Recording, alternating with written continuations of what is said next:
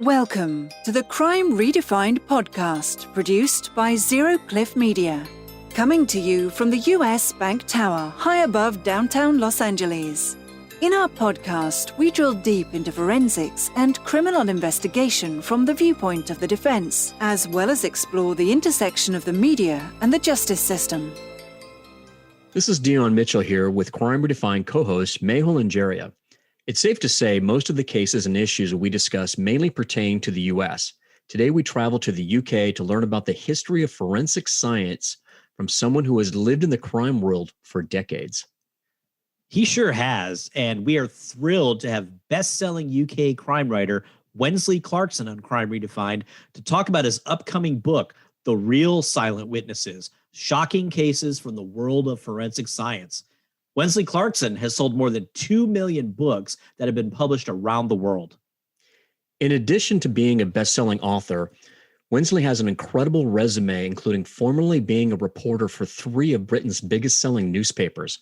He has appeared on numerous TV programs and has produced several true crime documentaries.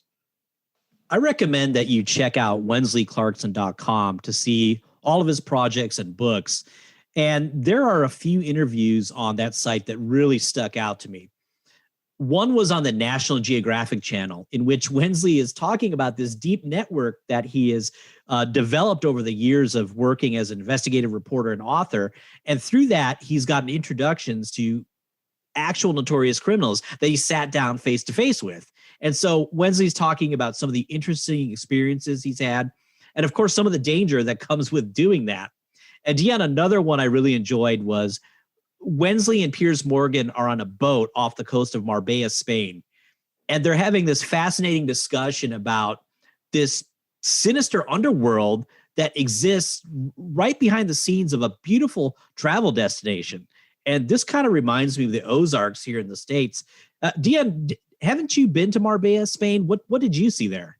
I have, and it's a beautiful place. It's been a while, but it's absolutely gorgeous. I can't recommend it enough. Obviously, it sounds like you need to be a little bit more careful than when I was there. Yeah, don't go off the beaten path. Yeah, stay in your lane, as they say, right? Right. Mehul, we were really lucky to get an advance copy of Wensley's new book, The Real Silent Witnesses: Shocking Cases from the World of Forensic Science. And I can tell you, as a non-scientist, I think you're getting there, though. Thanks for coaching me up. It was refreshingly easy to read book about some very complicated scientific techniques. Yeah, I 100% agree. I mean, if you want to torture yourself as a non-scientist, there's plenty of textbooks out there that you can read all about the mundane details and get down in the weeds about the science. But Wensley's book is certainly not that. What he does is he concisely delves into a number of notorious UK crimes that were solved by some very clever forensic techniques. I particularly enjoyed the section that he wrote about the history of the development of DNA for use in forensic science by Sir Alec Jeffreys, and kind of the first case that it was used on. And as a DNA expert, I knew much of that story, but I got to say that Wensley included a lot of details that I had never heard, and it really added some color and filled out that story for me. And for me, it made it really, like I said before, it really made it easy to read, and it was a real page turner. Wensley is a fascinating guy. So without further ado or teasing, here's our interview. Wensley, it's great to have you on Crime Redefined. We're super excited to have a sneak peek at your forthcoming book and really can't wait to talk to you about it. Great. It was lovely to be on. Thank you for having me. So let's just jump right in. What was your favorite part about working on The Real Silent Witness: Shocking Cases from the World of Forensic Science? I think it's getting beneath the skin of some of the most famous, certainly in Britain, pathologists, as we call them, coroners, possibly is another description, or medical examiner. I used to live in LA, so I even know the right terms. And some of these characters, they're amazing. I mean, they're fascinating, eccentric people, not always, but often. And in England particularly, there were some very eccentric ones in the 70s and 80s, when I was starting off as a crime reporter in London, and one particular one I met and had quite a lot to do with, but there are a whole load of others. But there's a history of forensic science, obviously having close links to Britain as well as elsewhere, And I wanted to inject some history and some of these characters into it rather than it just be case histories. Well, Wensley, give us your thoughts on why the term silent witness is so fitting to describe forensic science and the evidence that it generates.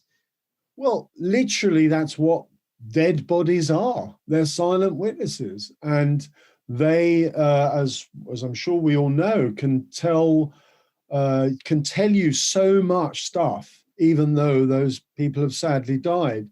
And it took a long time before the police and other law enforcement agencies really acknowledged and appreciated this. I think even going up to the 1950s, 1960s, although they obviously existed and have existed for hundreds of years, they weren't really liked or taken seriously by the police often. Well, for those of us not so familiar with the BBC show Silent Witness, Wensley, can you give us a little history of that show and why it's managed to stay on the air all these years?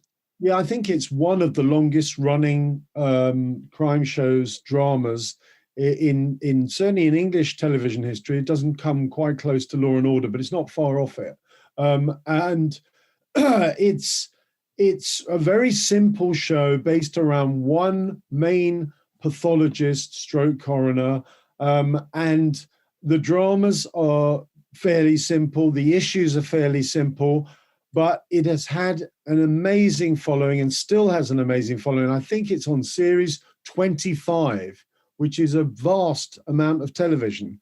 And most shows, I think, go between 8 and 10 series at the most. And that show's still going now, and it's called The Silent Witness, which is obviously a play on words. My book's called The Silent Witnesses. And that's the same reason it's called that as I've called my book what it is, because the dead tell us everything. And I think if you go back hundreds of years when people died, obviously there wasn't the science around, and therefore a lot of people would die and be murdered, and the police or investigators didn't even realize it a lot of the time. But what's so important about the last 30 and 40 years, which coincides with the history of the program Silent Witness, is that the role of pathologists and coroners has become even more important and even more vital. And in a way, they've become the investigators alongside the police officers and other law enforcement agencies. You know, I really enjoyed reading that part of your book about the fan loyalty and how, one little minute change in the, a talent or something that wasn't real, everybody immediately goes on to social media to talk about. I really enjoyed that kind of fan engagement. And it must be a nightmare because you've got to get everything absolutely spot on. Right. But at the same time, that program has to develop dramas that have all the traditional dramatic arcs so that they work as a piece of watchable television, as well as being authentic and realistic and accurate. I really appreciated in that section of your book, because that's the ultimate development high wire act. Exactly. It really is the ultimate high wire development act. I was going to ask you, what kind of research did you do for this new book? Look, with me, I've written a lot of books, and I've been in the trade of journalism, if you want to call it that, for 45 years. And there are a lot of crossovers. And the reason I'm giving you a long-winded answer is, yes, I've done a lot of contemporary research, but a lot of it I have come across while I've been working on other crimes and other jobs and other books and other newspaper articles. So I've been very fortunate because, like when I referred earlier to one particular coroner, a pathologist who I really admired, and he was somebody I met way back, and I kept an eye on his career, and I've watched the career of others. And of course, the invention of DNA and how that evolved, which is an important part of my book, because it's had such a huge effect on the ability of law enforcement to solve murders. Therefore, a lot of the information I've been able to gather from people I already knew, which was very fortunate for me. Well, Wensley, before you were kind of in the bloodstream of talking to forensic scientists and doing investigative reporting and all of that, what was your impression of forensic scientists before you came to know them? Well, that's an interesting question because we're talking about the 80s, late 70s, early 80s, which was a time when I, like the policeman who I dealt with a lot in London in those days, was a little bit cynical about certain aspects of forensic science.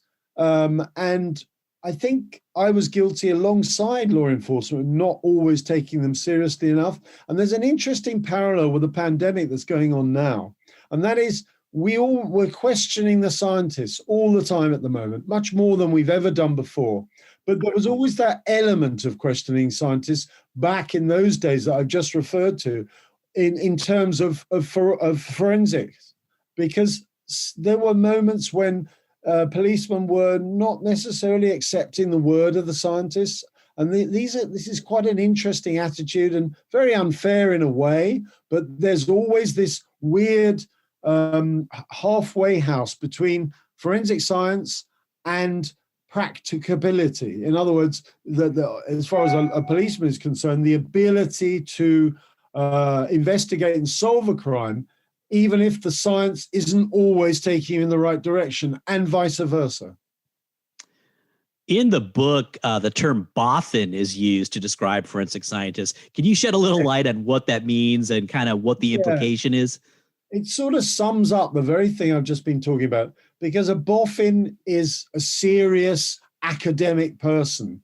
It's a slang word, I guess you would say, but not fully slang. It's in all dictionaries.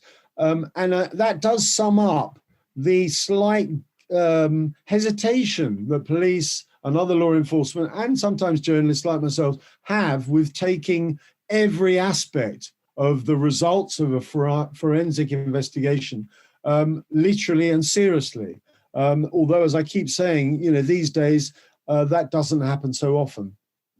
Wensley, what's the big picture? What was your goal in writing this book about forensic science, and specifically, who was your target audience?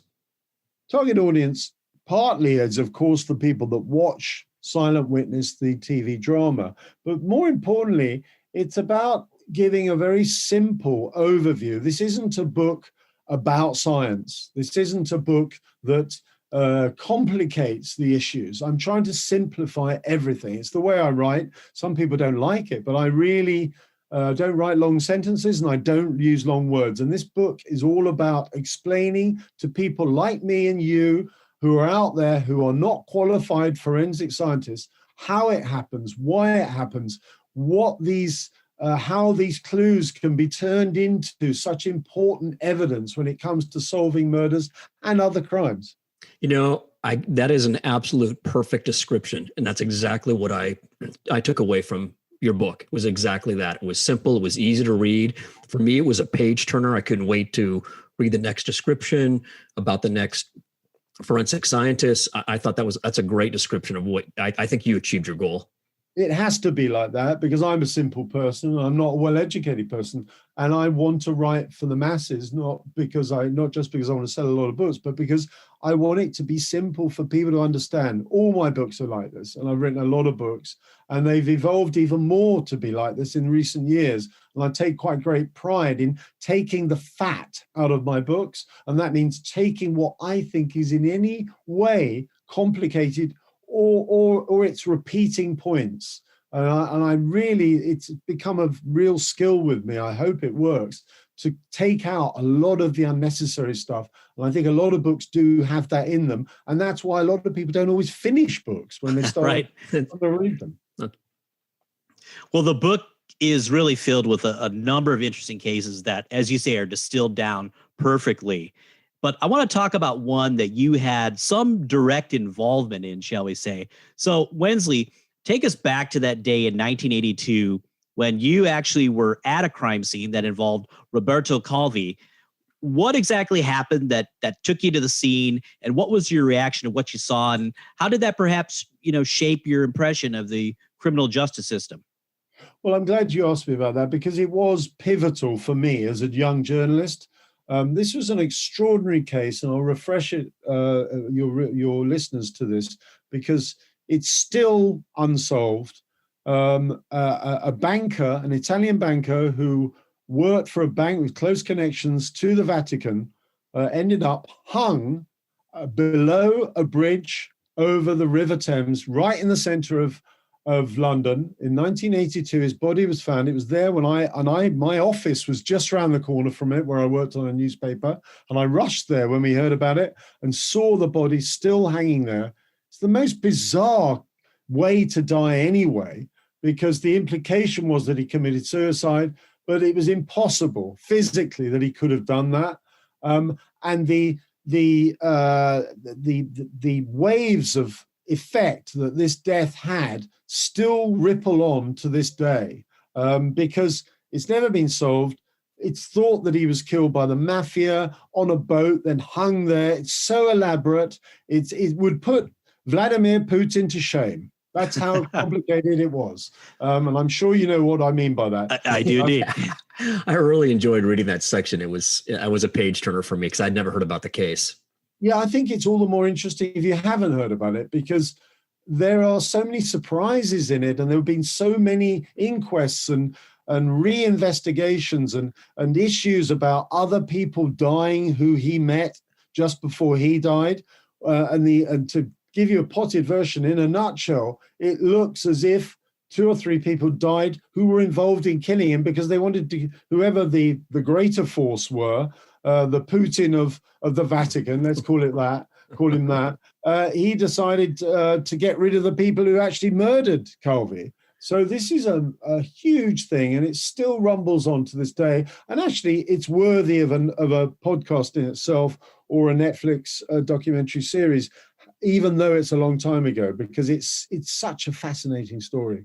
You imagine this, a body hanging there under a bridge in the middle of London. We're not in the middle of nowhere. Why hang a body under a bridge in the center of it? It's just the most bizarre thing. And that's before we even open up, as I do in the book, all the other issues in connection to his death.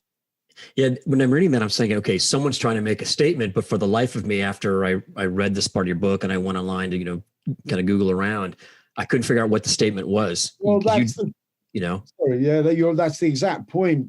But I think in a way, if you look at it from the point of view of whoever killed him, that was a brilliant thing in itself, that we're sitting here 40 years later or whatever it is, still wondering what that statement was. Yep. Another big case that you were involved with also personally, so I've got kind of a two-parter here for you. Another one that's very topical is you write about Robert Maxwell and his yacht with the interesting name of Lady Ghislaine. And yes, obviously the very reader, topical at the moment. Yes. And the reader can obviously put 2 and 2 together about why the case is topical, but give us a little summary of that case. And then my follow-up is, did I read that correctly, that you used to work directly for him at the Daily Mirror? Yes, I did. And I'll tell you the case first, then you'll see how bizarre the connections are. So Robert Maxwell was a larger-than-life British version of Rupert Murdoch. He used to feel he was at the same level as Rupert Murdoch. We're going back 30 years now, but he wasn't really. But he did own some newspapers. He was a larger-than-life, very strange man who had a fake name.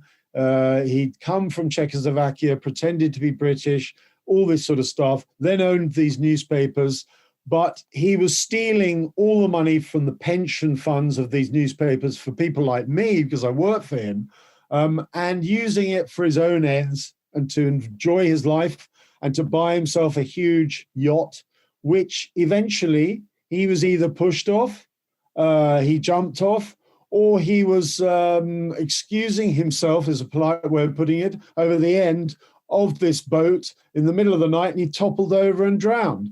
Nobody knows what really happened to him. And this happened just off the coast of the Canary Islands, which is a Spanish group of islands off the African coast, a long way from Spain, but owned by Spain. And the reason why this case is extraordinary is from a forensic point of view, we had one forensic science examining the body in Spain, which was the territory where he died. Then the body was rushed to Israel because he was going to be dealt with from a funeral point of view as quickly as possible, in line with the Jewish faith. And another forensic scientist examined his body.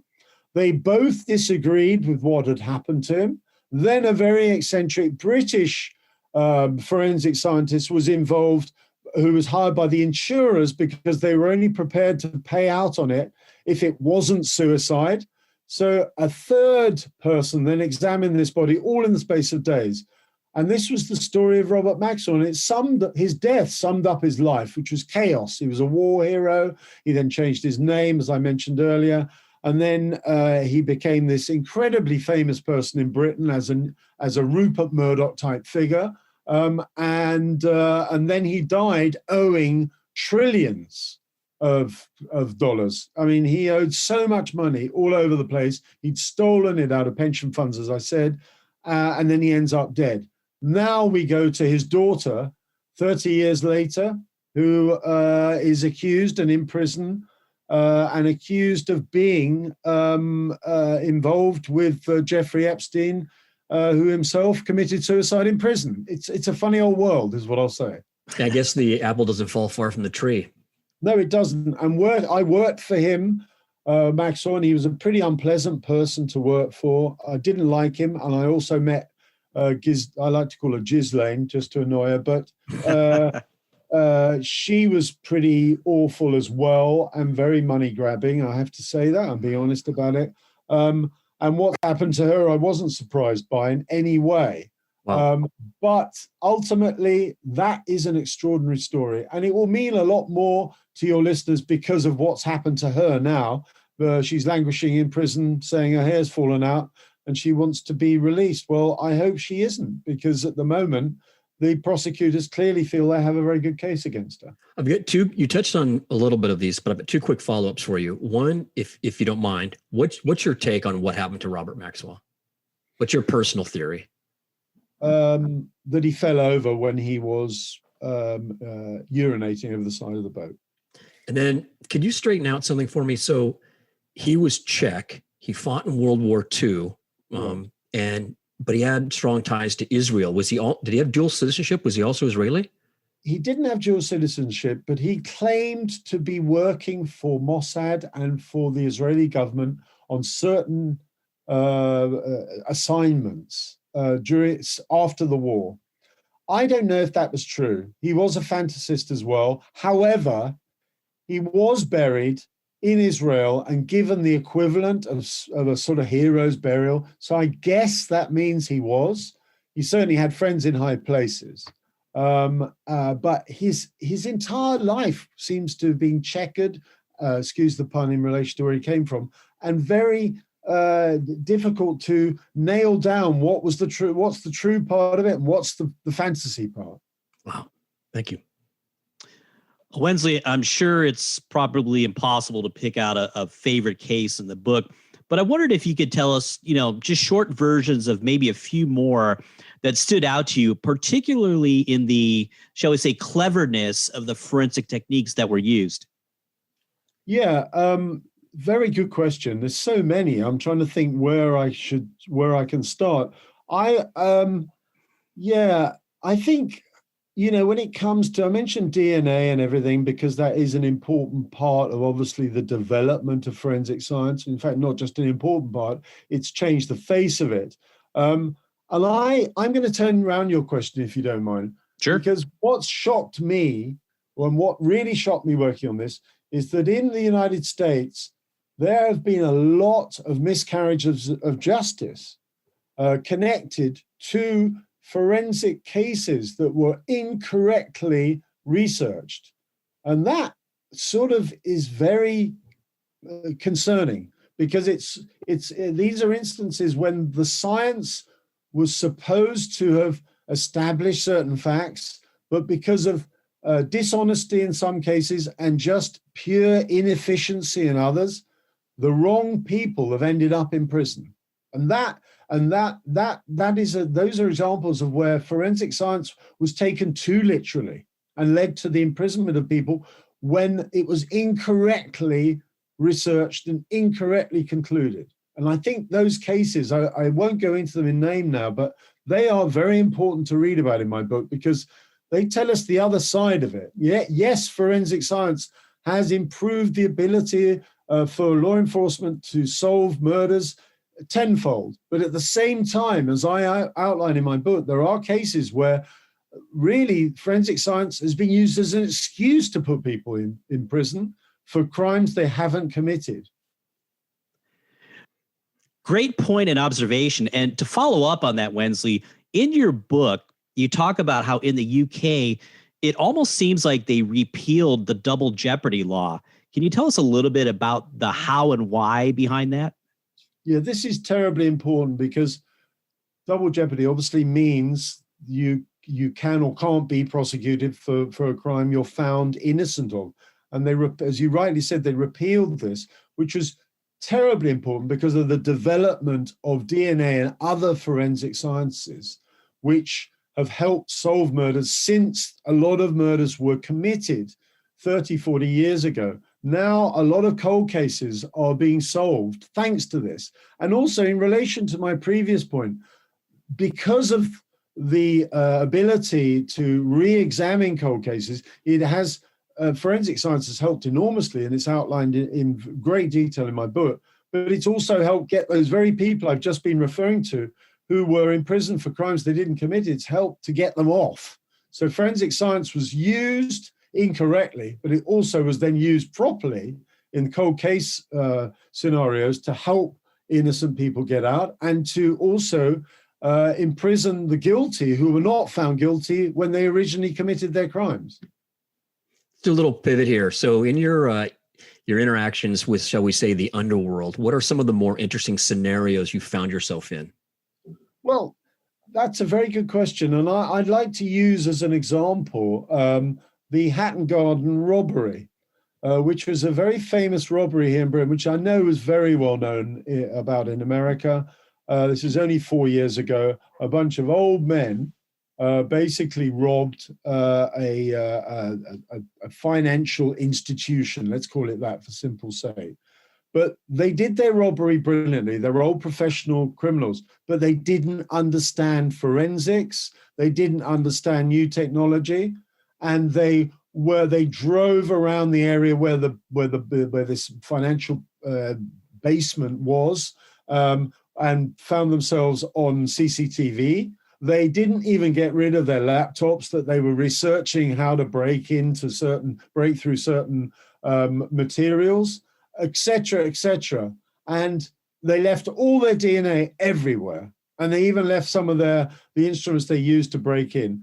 And I just, when the old school of criminality meets the new school of forensic science and new technology, there's only one winner. Yeah, great point. Wensley, I'm curious to hear your thoughts on how the relationship between forensic scientists and the police has evolved over the years.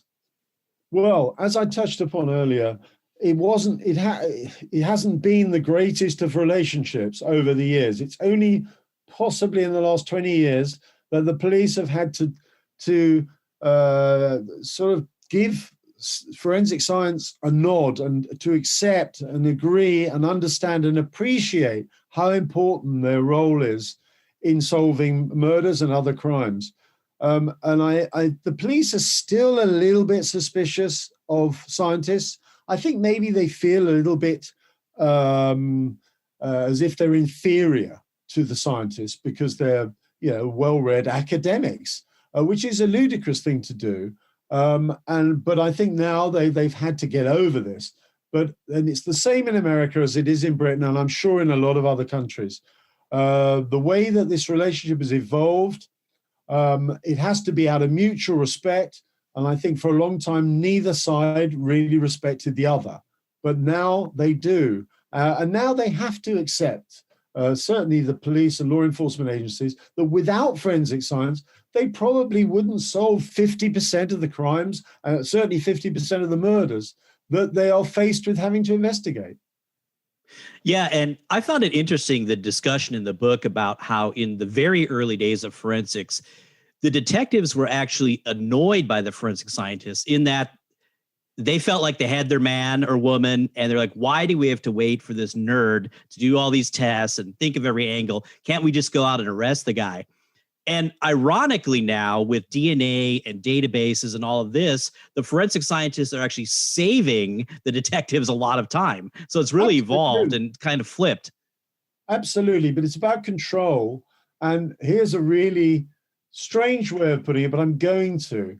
It's almost the way that the outgoing president questioned the scientists over the pandemic and is questioned and in some ways dismissed the attitude of scientists and dismissed the attitude of others in relation to certain issues. Now, if you think about that attitude and you replace the outgoing president with a policeman and a scientist, maybe that makes sense. I hope it does, because there's this mistrust, and there has been this mistrust, and it's existed for a long time. And unfortunately, certain incidences, like the treatment of some of the scientists in relation to the pandemic, mean that attitude hasn't entirely dissolved. It's still there to a certain degree. But I think, funny enough, in law enforcement, they really understand how important forensics are now, finally. Wensley, now that we've had TV shows like CSI and The Silent Witness, without giving up any story ideas you're working on, from what angle do you think forensic science should next be portrayed on TV and film? That's a very good question. There was a point with CSI and some other shows that it was almost like overexposed, and there was too much of it. And I think also, I remember talking to a lot of policemen and forensics about this. They felt that CSI particularly, and to a certain degree, Silent Witness, the TV program that is an equivalent show here, they oversimplify the ease with which forensic science can solve crimes. But I think you have to appreciate that drama can't take too long to tell a story, otherwise it becomes boring. And I'm not sure if I'm slightly going off piste a bit there, but in terms of a new show, I think it's a really tricky one.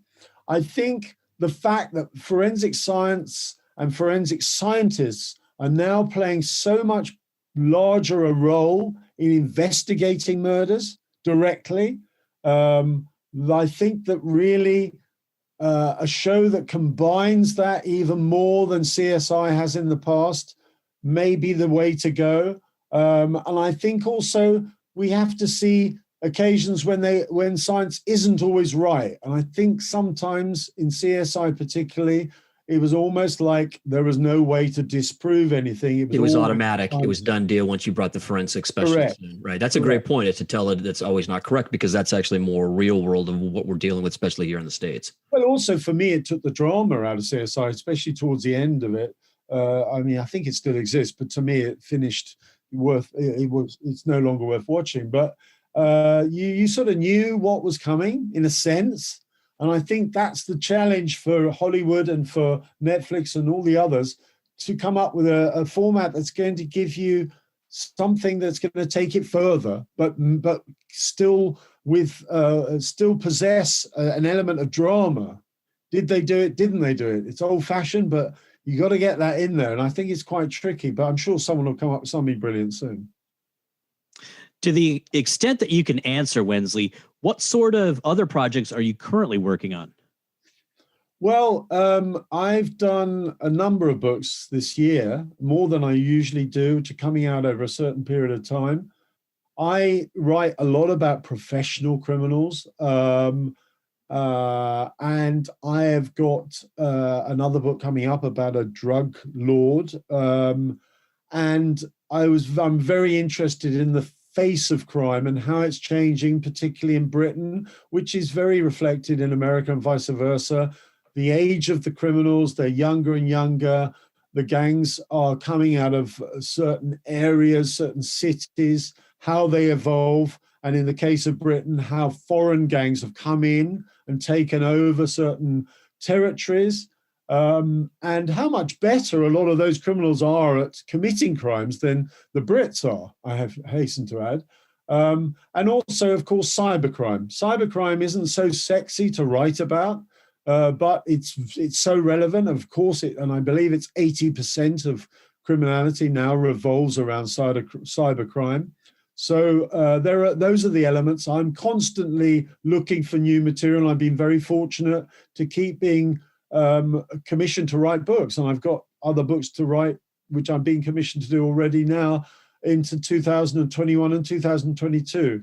So it's just the way it evolves. As I said earlier, all my books are very simple, easy to read books, I hope.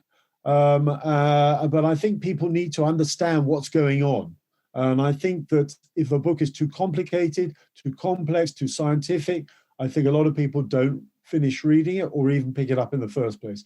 And I have a duty to make sure as many people as possible know what is going on, whether it's forensic science, whether it's professional criminal, whether it's cybercrime or whatever. In your book, you talk about an episode of Silent Witness that never aired due to its close resemblance to an ongoing case. Yes. How can shows dealing with forensic science both hurt and help with regard to their influence on the real world of criminal justice? Very good question, because, of course, the overlaps exist all the time. In that particular case, we have a much more stringent law here in Britain when it comes to court cases. I know from having lived in LA and writing true crime books in America, and I wrote one of my best-selling books was about a case which I was on immediately it happened, of a woman who got her two sons to kill her two daughters a year apart. It's an extraordinary story, happened in the 90s. And I was able to go off and do that story in Sacramento and to get the book published before the case was ever heard in court, because the American legal system enables you to do that. In Britain, if anything gives away a crime after arrests have been made, but before the case has been heard in court, it cannot be published. And that was the case with this particular episode of Silent Witnesses. They featured a case that was far too similar to a case that hadn't yet been heard in court. So, that is one of the biggest challenges that we have here in Britain. And in America, that overlap between real cases and drama and between and how the influence that sometimes those cases on TV can have on later cases that occur in real life. There are so many examples of this. And sometimes television dramas like Silent Witness and CSI can help lawyers who are preparing cases, real life cases, but sometimes they don't. Sometimes they hinder. And remember that a lot of criminals learn quite a lot from, unfortunately, reading books like mine and watching CSI and others in order to try and avoid being arrested. So, indirectly, we are helping them to commit crimes. Obviously not deliberately, but that's the reality of the situation.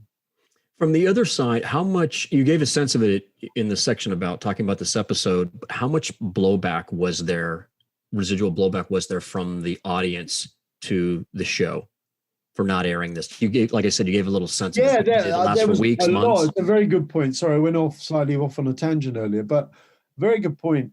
The audience, who we said earlier, pick up on all sorts of nuances or any things that they feel are incorrect on the show, were bitterly upset because the makers of the program, BBC, had promoted it. They had naively, in my opinion, filmed it, even though it's resembled this real life case. It was much too close for comfort to that real life case. And the reader, but meanwhile, the viewers didn't really appreciate that. They were just bitterly disappointed that the show, it was a 3-part show that they had been told was about to be aired, did not happen. And when you have a show like Silent Witness and CSI, the audience is all important, obviously. They are expecting and they are wanting issues to be covered. And they are being fed promotional material by these TV programs, telling them what's coming. So when it doesn't come and it gets chucked out, there's a lot of disappointment and anger from the viewers.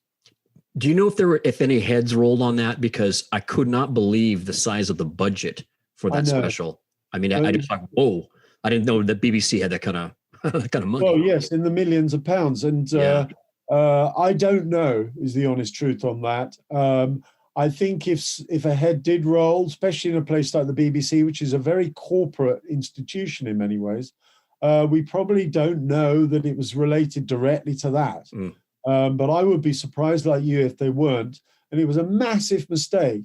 But, I have to say in fairness, if that would not have occurred in America for the reasons I've just explained, because the legal system is different. And I don't know, I'd like to ask you for a moment, which do you think's fairer? Is it fair really to report, as I did with a best-selling book and as this program was supposed to do, on something that is based on a real crime before it's been dealt with in a court of law? That's a great question. The problem with asking us that is that it's been in the system with us. That's all we know. So we're so used to, seeing it. In the eyes of the British justice system, it's not fair you're basically judging, you're the judge and the jury before it ever gets to court. And that's the reason why we have. No, I agree. You're skewing the playing field before it gets in front of the jury or anyone else. So I completely understand why they would do this. And it does have an impact. People watch a lot of TV here, and I think it has a huge impact on people's perceptions. I mean, they say they go in, but I don't know how you can block that out. Yeah, no, absolutely. It's impossible. And I think now even more so with social media, etc. But anyway, it's an interesting point. As you so rightly say, it's the system in America, and it isn't going to change. It helped me enormously with that book. I sold a lot of copies. But at the end of the day, I could never have written that book in Britain. Wow. Well, final question, Wensley. Besides DNA, if you had to pick your favorite forensic technique, what would it be and why? Wow. There's so many. Oh my goodness. I feel like a comedian who's been asked, what's your favorite joke at the end of an interview? or how about this? How about this to refine it? Yes. What did you think was the most clever use of forensic science in the cases that you wrote about? Yeah, that is a good point. If you want some help, can I make some suggestions that were mine from reading your book? Please. The forensic soil person that kind of came full circle on that one case, or the pollen expert, was amazing. The pollen expert, yeah, you're absolutely right. And thank you for rescuing me to a certain degree on that. And believe me, I did interview a comedian once who did fail to come up with a joke at the end. And I was quite shocked at the time, and I'm now shocked by the fact the pollen was an extraordinary example of diligent, ultimate expert forensic science to discover and work out what the garden was like, where a body was, where it had been moved, how long it was. It's almost beyond comprehension, isn't it? It really. You can get that amount of information from a body and be so accurate. It's almost like the body, it goes back to what we said, rather, it's almost like the body is speaking to you.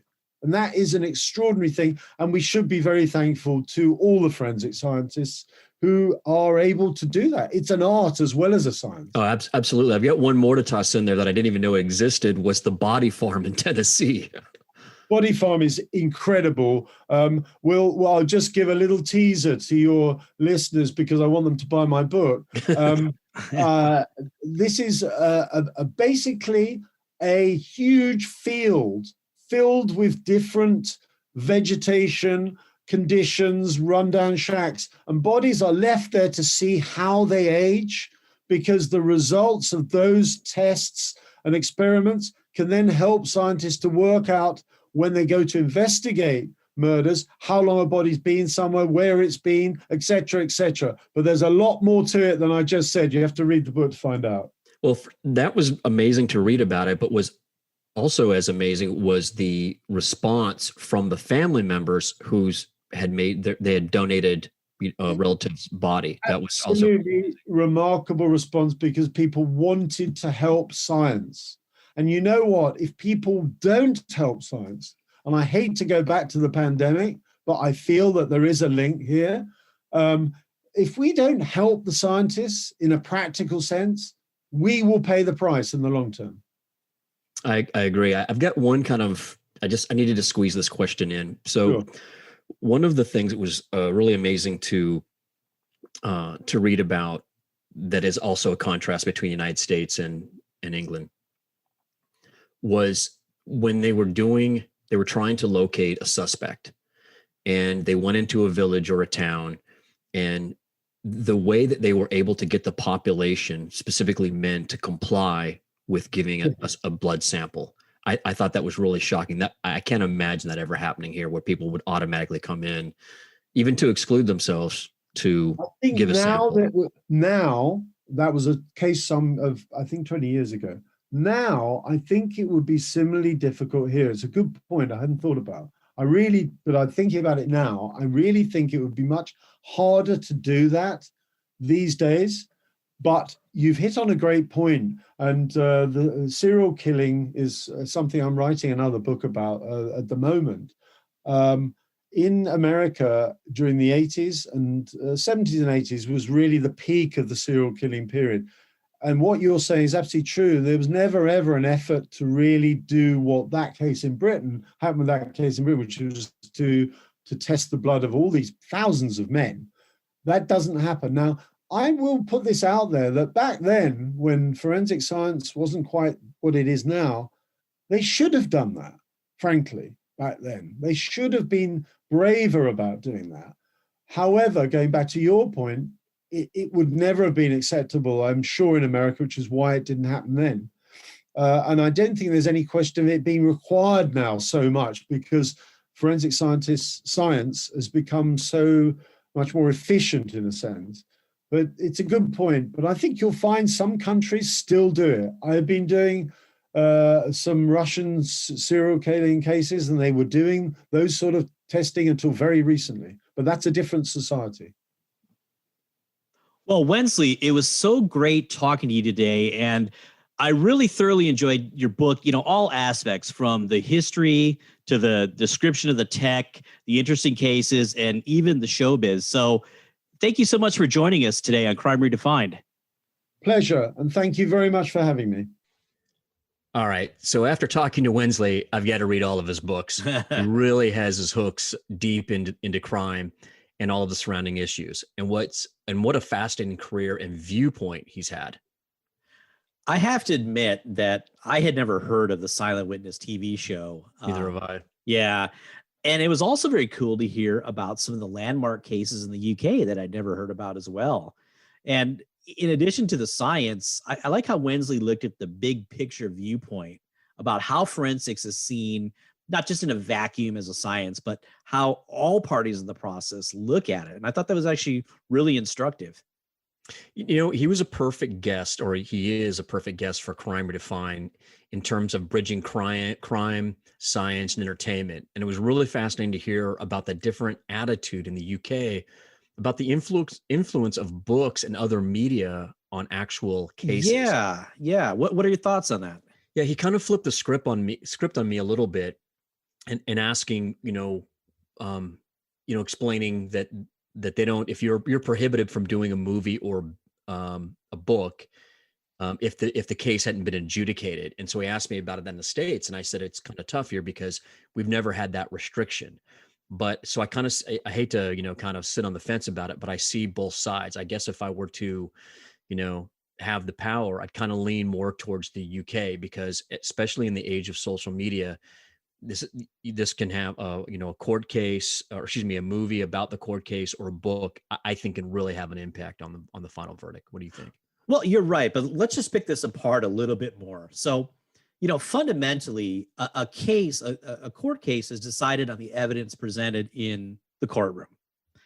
Of course, jurors can be influenced by other stuff, but my question, and I don't know that I quite understand the UK model, because if the book does not reveal anything confidential, I'm not sure I see the issue, because the book may be an in-depth investigation, but theoretically it should be limited to what is out there in the public already. It's a whole different thing if there was a leak of discovery that should have been confidential. If somebody paid off, a crime lab to get a report, that's a different issue. And so, in the US, we do have some safeguards. Like I mentioned, discovery in cases, it's confidential. There may be an order that an expert or an investigator has to sign that, hey, listen, I'm going to keep this under my hat. There may be a gag order on the attorneys, right? To where they cannot go to the press. And of course, we could sequester jurors and all of that, and maybe even change the venue of the case to try to prevent some of the influence. Now, It's funny how attorneys look at this, right? Some attorneys would say, well, listen, we try the case in the courtroom and not in the media. Other attorneys might say, well, wait a minute, I can leverage the media, to kind of set the narrative before the case even starts. And Dion, I watched recently this limited series on HBO, The Undoing. Are you familiar with this with Hugh Grant? Yes. Yeah. So it was interesting in there, and I don't want to give anything away, but he had a very high-powered defense attorney, and Hugh Grant was a defendant. He's a very charismatic guy, like Hugh Grant is, and he's a doctor. And they made the conscious decision to actually go on and do a news interview before the trial. Now, whether or not that worked, I won't talk about because that may give it away. So, I mean, like you say, in this day and age with social media, we can't block out everything. But in terms of a book or a magazine article, I mean, that to me is not strictly evidence. So I'm not sure I quite understand the UK model. So that's my 2 cents on it. Yeah, you kind of already changed, my mind on it. Okay. Because I'm definitely, lean heavily towards free speech. And so you don't want to have books and movies and stuff being canceled out. I guess my fear is just the power of big tech now in influencing everything. And I think we're so addicted to our phones that let's just say you wanted to go on your Facebook page, over to the right, you're going to see this little feed, something about the case, and that can start to seep in. And that's my concern. The big tech and the way that we're hooked on it it's for me, it's just a game changer. But like I said, I lean towards the freedom of speech and not, putting any restrictions for someone, producing something. Yeah, exactly. So, bigger picture, it is becoming harder and harder to shield jurors because, like you say, they might not go looking for information, but my gosh, you turn on your Google News feed and that's right. You can't help but see it. So it sort of is what it is. And I agree. Bottom line for me on him and this book is if you're a CSI, forensic files, or a crime junkie, this is your playbook and it's a must read. Yeah, I agree. It's a companion to any of these pursuits or shows that you're watching. Another comment I had in the book is that, there's always an interesting tension in forensic science between what is possible and what is cool with the science and what dangers those novel techniques could bring. So, for example, the question, when you talk about a technique, and there were some cool ones he talked about, trace evidence and forensic ecology, the question is not, can that work or can it be right? That's part of it. But the other part of it is, can that technique be wrong, right? Because we're dealing with people's lives here. So let's go with the ecology, looking at the soil and looking at the flowers and all that. And he talks about a really interesting case where the body had all these residues on it. And ultimately they went to this house that fit the ecological profile. But the question is, did you then go in a 10-mile radius and see any other houses that could have that ecological profile? What's the error rate of the technique? So a lot of techniques are cool and could be used, but they have to be properly validated. And this speaks to what we're looking at in forensic science now with the bite marks and all sorts of different techniques. So if some of these are just used as an investigative lead, then maybe it's not that big of a deal. If it then leads to something more concrete. But the point I'm making here is that if you have a technique that's cool and could work, but might not work, you might start pointing the finger at people who are actually innocent. And that could become compelling evidence in a trial, even though it's really just an investigative lead. There's a real world example of that right now. We've talked about this before. When we're looking at DNA, a lot of times all we can say is that it's DNA. We can identify blood, we can identify semen, we can sort of identify saliva. Other than that, we don't have tests. Well, people have been researching for years about using messenger RNA to identify body fluid. And we know through research it can be done, but it's just not ready for prime time yet because it hasn't been made. There's not a set protocol or validation or all of that. So sometimes the imagination gets ahead of what really should be used in forensic science. I agree. And I think the term that I like that you just mentioned is investigative lead. I would feel more comfortable if that was the case. The thing that bothered me and that I was a little bit shocked, because it is obviously a different judicial system, is how absolute these findings were being portrayed. And you gave a great example. Like, did you go down to the neighbor's house and check the soil there?